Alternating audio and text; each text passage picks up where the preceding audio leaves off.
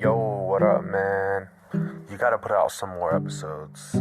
I hope all is going well, but I'm tired of re-listening to all your episodes. Your podcast is the shit. Like, you gotta put more episodes out there.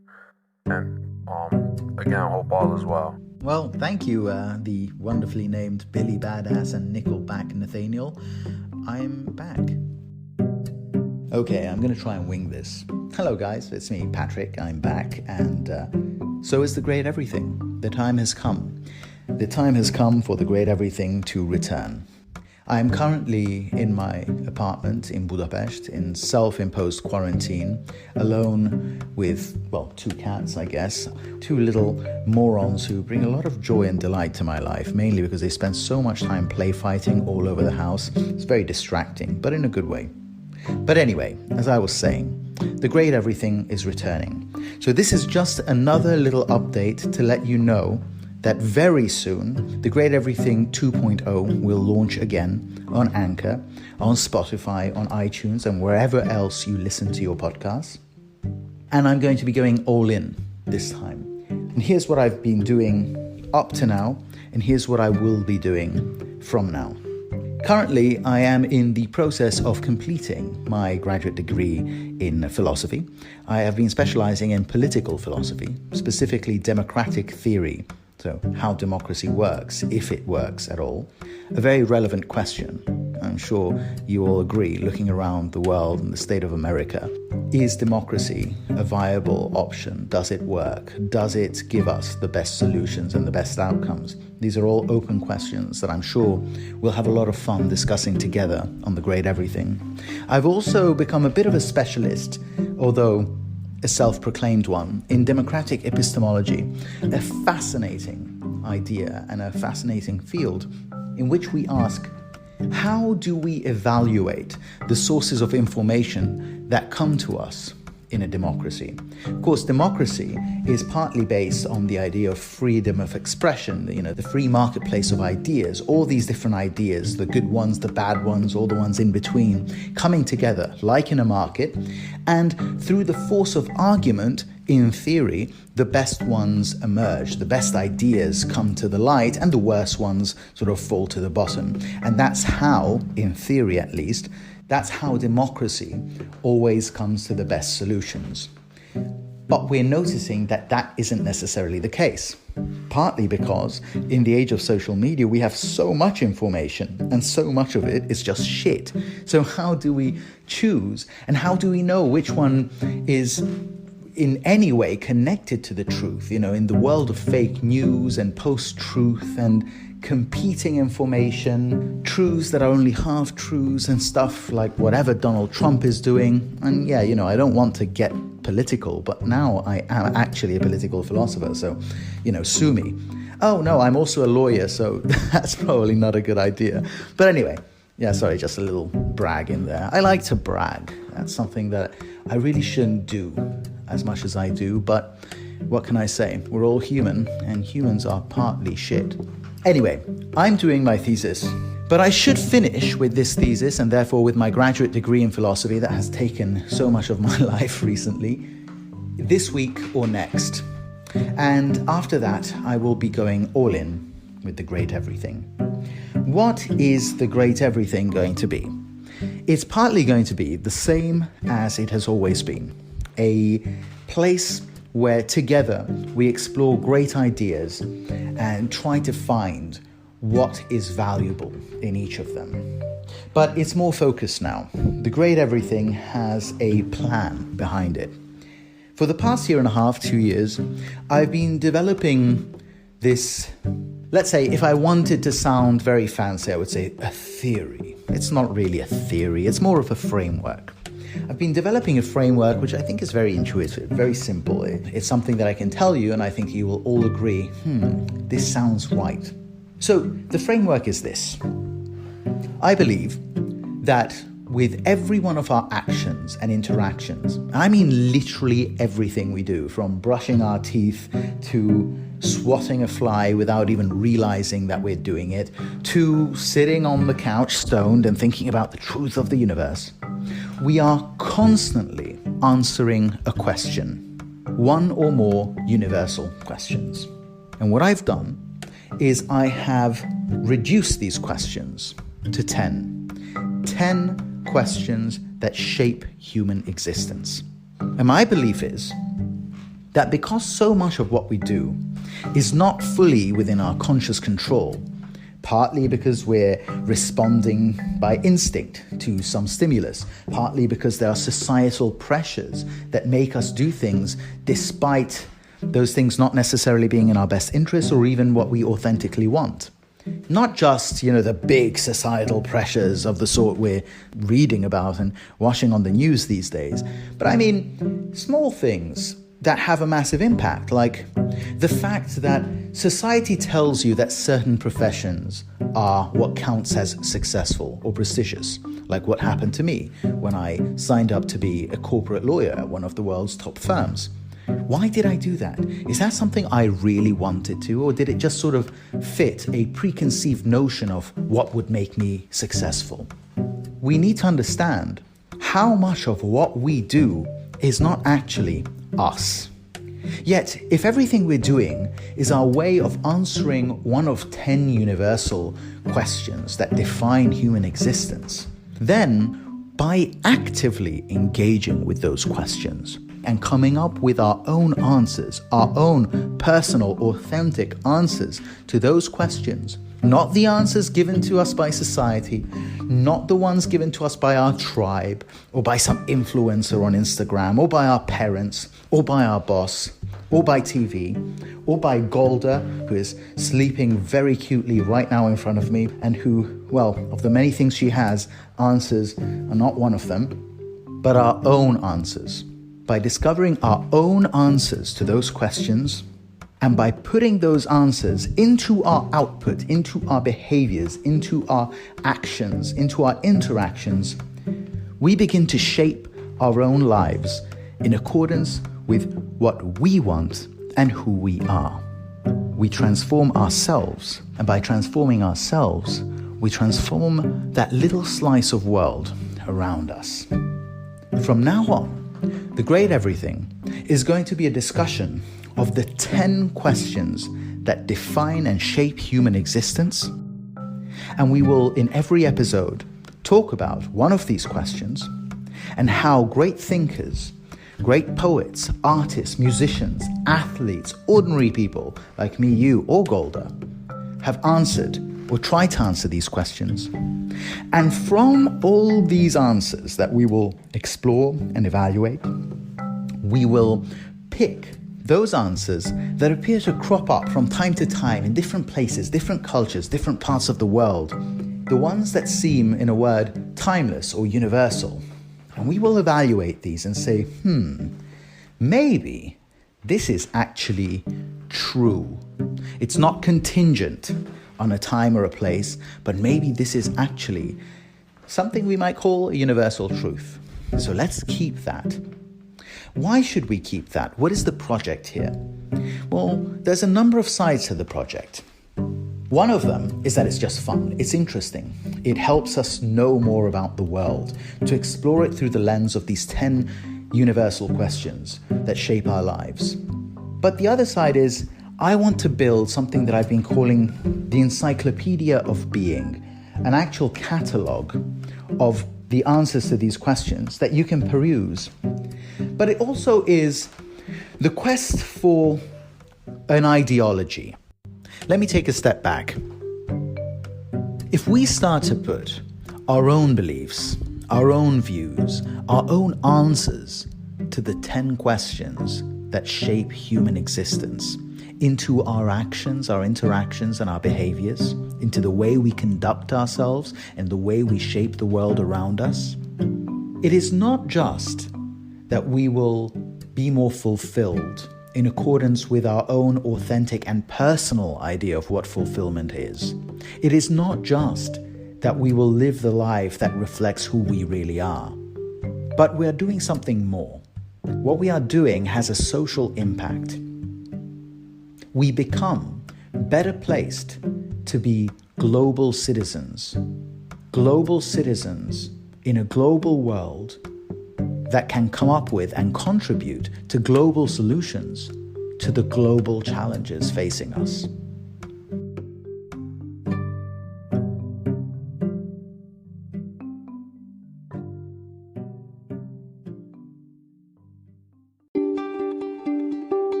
It's not controversial to say that of all the great problems that we are currently facing and that we will continue to face in the 21st century, climate change, the aftermath in terms of mental health, physical health, and the economy of the coronavirus pandemic, the rise of AI and the joblessness that will ensue, the fact that America is slowly beginning to step away from its role as global caretaker and police force, questions about justice, the rising tribalism and hatred between political and ethnic factions, all these problems are not local. None of these are issues that only affect America or Sicily or China or Wuhan. These are global problems. We are all interconnected more than we have ever been before. And it doesn't seem that way because we've been locked in apartments for the past 3 months. But we are connected. Everything that happens to all of us. And so any solution that we offer must be a global solution. But that is a difficulty because the global world is made up of so many different people, each of them with their individual viewpoint, each of them with their own faction and their own tribe, each of them who have beliefs and opinions and their own views about what should be done. Most of the time, these views are going to be in open conflict with the views of others. This is not a good setting for global solutions. So how do we get Guy A to go along with Guy B's solution if that's literally the opposite of what he wanted? That is a big question. How can we be the kinds of people who can work in this pluralistic system where very often we're not going to have things go our way or the way we think they should go, where very often the solutions proposed might be completely the opposite of what we want to see happen? What can we do if not appeal to our common humanity, to find those things, those what I've called universal truths that are common to all of us, and take those and say, okay, this is bedrock. Here is something that we can truly all agree on. So whatever this global solution, this global ideology, this global project must be, it has to contain this universal truth in it. We are individuals. And as individuals, in a very real way, we are strangers to one another. We are all living within our own subjectivity, and our subjectivity is our own personal point of view, which cannot be crossed, other than through dialogue. But if my viewpoint, my language, and I don't just mean spoken language, I mean the paradigms and frameworks through which I see the world, if mine are so different from yours, how can communication even take place? What we need is bridges between you and me. And what can those bridges be made of, if not out of stepping stones that we both agree on?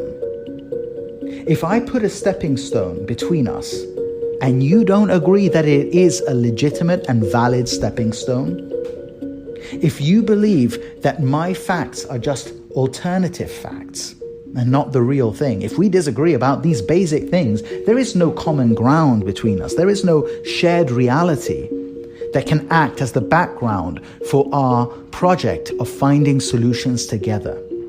And we need those stepping stones to be agreed on. And that is what the search for universal truths is all about. Because without those, there is no foundation for our common project of finding solutions to the problems that ail us. And we're seeing it right now.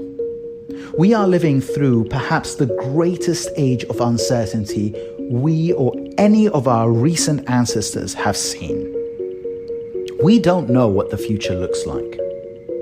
We have been closed in our apartments. We don't know what to believe. And in the midst of all this uncertainty, we have the civil unrest, something that looks similar to a civil war, our natural tribalism in full display. That is no basis for finding common solutions. When you start seeing those who disagree with you as your enemy, that is not a good starting point. And believe me, I understand the feeling of rage that you get when you witness an injustice. I'll tell you something about me. I'm slightly ashamed to reveal this because it is so not who I want to present myself as. But when I saw that video of George Floyd, I felt such hatred for Derek, whatever his name is, Chauvin. I felt true hatred. It was revenge and bloodlust. I felt those in me. I felt that I wanted him to get arrested. I wanted him to go to jail. And I wanted him to be tortured to death by the other inmates. That is something that was in my heart. I felt those emotions. Isn't that vile? Isn't that disgusting? Isn't that the opposite of what I or any reasonable and kind-hearted person preaches or should preach? Yet these feelings, these impulses that blind us to our common humanity, that make us see everyone as the enemy, someone dehumanized, this is not the best of what makes us human. And for us to be able to overcome our troubles and to move into a new phase, a prosperous phase for humanity, we need to realize that we are all one. And I know these are just pretty sounding words, and to some extent they are, but we have to. We are looking for global justice. We are looking for a world in which everyone can thrive and prosper and everyone has the same opportunities. But if we want that world, we have to step away from hatred. We need to understand that the problems we have are derived from hatred and tribalism and division. We need to check those base impulses. We need to really reflect on our common humanity and what is there for us to build upon. And that is what I hope to contribute to with The Great Everything, to make us the kinds of people who are ready for a future where humanity prospers, where we are all brothers and sisters, where we don't necessarily like each other, but we still care for one another as morally equal individuals. And yes, there will always be psychopaths, and there will always be racists, and there will always be people who are impenitent in their betrayal of the best of what makes us human. And those people should suffer consequences. But we need to understand, in letting ourselves be consumed by hatred and by rage and by bloodlust, by dehumanizing the other, we are committing the exact same sin that we are raging against. What I'm trying to say is that we need to come together. We need to understand and appreciate what we all have in common. Because we are living in a world where, because of social media, our natural differences in ideology, in viewpoint, are coming to surface.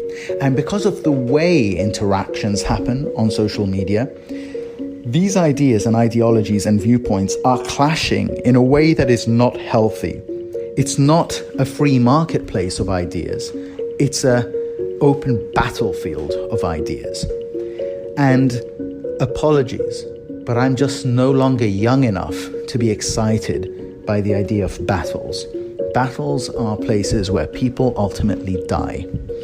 And that is not what we want. That is not the future we want. Our conversations have become increasingly unhealthy and toxic. The anger, the rage we feel when we see something we don't like. I wanted that Derek Chauvin or Chauvin or whatever, however you pronounce his name. I felt a delight at imagining him get shivved to death as just revenge for what he did to George Floyd. That was something in my heart. That is something that is the exact opposite of who I aspire to be. So I'm telling you that to say that I understand the feeling, the rage, the desire for justice, the desire for violence even, that can come when we see a true injustice happen. But at the same time, this is not who we should aspire to be. We should redress injustice. We should fix what's wrong in our society. But ultimately, we don't want a world where it's an eye for an eye. So, what do? We need to assess a kind of framework where we can all agree on at least some basics. And hopefully, we can find those basics, those basic ground rules that literally everyone can agree on. The foundation of our common human morality, somewhere among these great answers to the 10 questions that define human existence. And we will be doing that together on The Great Everything. So, apologies for the length of this update. It was meant to be a 5-minute little intro, but then I just sort of went on rambling as I usually do, and I'm sure I will do again in the future. But the too long didn't read version is, I'm finishing my thesis, I'm almost back, and in July we will start with The Great Everything 2.0, which will be here to stay, and I will be doing this until I drop dead. Until then, be well, stay safe, wear your masks, try to listen to each other, and leave me alone. I have a thesis to write. Ciao.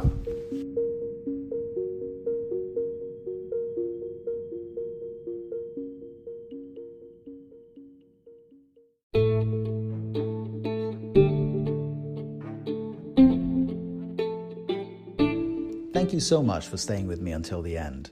As I said, next month, The Great Everything starts over. And there's a little something I'd like to ask you to do in the meantime to help this little common project of ours get going. First of all, you can leave a review on iTunes or wherever it is you listen to podcasts. This helps immensely, and I love receiving them, and I'm very grateful for them. Also, you can add me on social media. I'm not a huge social media fiend, but if I'm going to get serious about The Great Everything, I need to start being that. So, add me on Instagram at The Great Everything. It's a new page I set up. There's pretty much nothing on it, but there will be. I'm also there as myself at Wise Hypocrite, but that's a slightly separate thing. I'm on Facebook, The Great Everything. I'm on YouTube, The Great Everything. I'm not on Twitter, because I really don't like Twitter. I mean, I'm there as myself, but, that's, again, a separate thing. Best stay away from Twitter, in all honesty. And finally, if you want to take part in these conversations, and I urge you to do so because I want them to be conversations, you can always go on the Anchor page, anchor.tge. Anchor.fm/TGE, something like that. And if you want, you can call in, you can leave a voice message, you can ask questions, and you can be part of this conversation, of this project of finding answers together. So, see you in a few weeks. Until then, arrivederci.